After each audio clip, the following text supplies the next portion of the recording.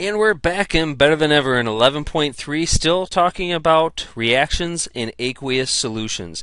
In this podcast, we're going to take a look at predicting the formation of a precipitate simply by using some rules. Now, these rules do not have to be memorized. You're going to be getting tables for these for the chapter test and for the final exam. Now, recall that a precipitate is simply the solid that gets formed when you mix two solutions.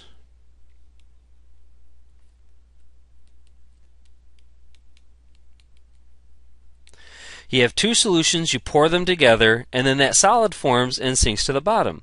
Now, how do you know if a solid is actually going to form? Well, you use what are called solubility rules. We're going to go through these rules first, and then we'll make some predictions. This table does come out of your textbook, table 11.3.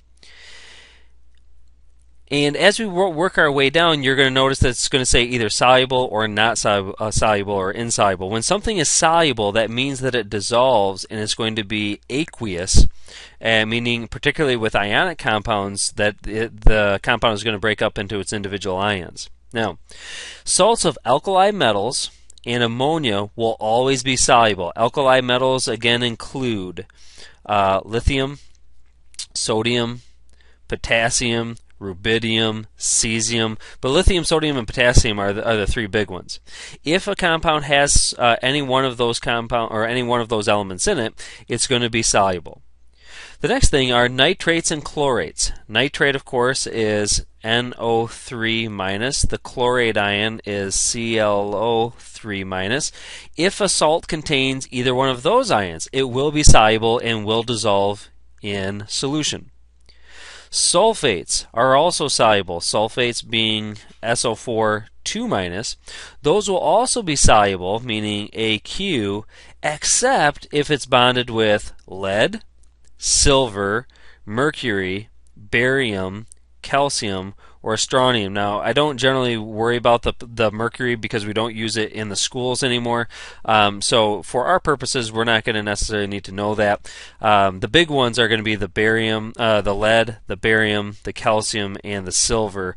Typically, we don't encounter the strontium too much either, but it is on your list, so it is a free game for any type of question. Okay, halogens. Chlorides in particular are going to be soluble. Okay. Now, when we say chlorides, we will also include bromides and iodides. They tend to follow the same rules. The big exceptions here are going to be silver and lead. Again, don't worry about the mercury one so much, but the silver and the lead are big exceptions, and that comes up all the time. Scrolling on down.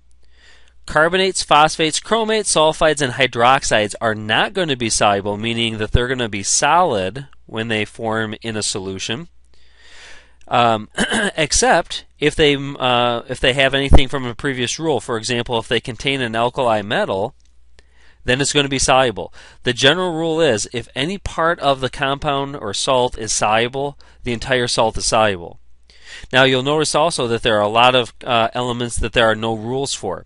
If there's no rule for a particular element, you have to go with what you know. So, for example, carbonates. Carbonates are not soluble. If we say copper 1 or copper 2 carbonate, will that be soluble? Well, carbonates are not soluble. There's no rule for the copper, so you have to go with the carbonate rule. All right. So, let's go ahead and give this a try. Scrolling back up to the top here. Are the following compounds on the left here, are they going to be soluble or not? Sodium chloride. Well, sodium chloride is very soluble for two reasons. First of all, it has the sodium ion, which is an alkali metal. It also contains chloride, which is almost always going to be soluble. And so behind here, you would have AQ. That's going to be soluble. Barium carbonate. Well, as you scroll down, there's no rule for barium. However, there is a rule for carbonates. Carbonates are not soluble. There's no rule for barium, so we have to assume that will not be soluble. It is insoluble. So we'll put an S behind it for solid. Lead to nitrate. Well, the second rule is that nitrate salts will be soluble, meaning AQ, so that will have to be AQ. The next one, silver chloride. Well, again, chloride salts are going to be soluble, except silver is one of those exceptions. So that will not be soluble. We'll have to put an S behind it for a solid. Next, potassium hydroxide. Hydroxides are not soluble, and that's one of the last rules on this list. But if you scroll back up to the top, alkali metals are soluble. So though the hydroxide is not, the potassium is. If any part is soluble, the entire salt will be soluble, and it will have AQ, aqueous, behind it. Lead-2 iodide. If you look down, iodide generally behaves like the chloride ion. So you would expect it to be soluble, except lead is one of those exceptions to the rule. So though iodide tends to be soluble, lead iodide is not, and that's a beautiful yellow color. I'm sure you'll see or have seen that demonstration at some point. Scrolling down. Excuse me. Calcium sulfate. Well, sulfates are generally soluble. If we scroll up here, the sulfate ion right here, and this is the rule, sulfates are generally soluble, meaning AQ, except calcium is one of those exceptions. So this is going to have a solid behind it. It will not dissolve. Ammonium phosphate. Phosphates tend not to be soluble. However, ammonium is in one of the first rules. That says an ammonia. It should actually say ammonium, ammonium being NH4+. So ammonium will be soluble, and so this compound will be AQ. Finally, we have magnesium sulfate. Sulfate salts are soluble. You scan the list. Magnesium is not an exception, so we would expect that to be in fact soluble. So that's how you tackle the solubility of individual individual compounds. You simply follow the rules. There are some compounds that tend to be soluble, some compounds that tend not to be soluble. If any part of the salt is soluble, the entire salt will in fact be soluble.